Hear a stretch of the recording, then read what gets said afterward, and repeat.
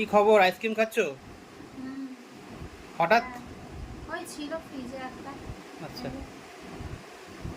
কি company ice cream আছে এটা? মেট্রো। আচ্ছা, মেট্রো কর্নেটো।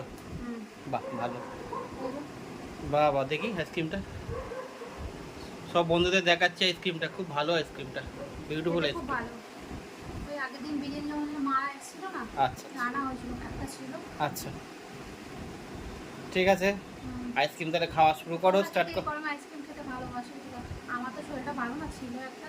আমি তো গোটাটা পুরোটা খাবো না, হাজবেন্ডের আমি খাবো, আমি একটুখানি খাবো। আচ্ছা আর দেবো। তো আচ্ছা। আমি নিলাম, ঠিক আছে।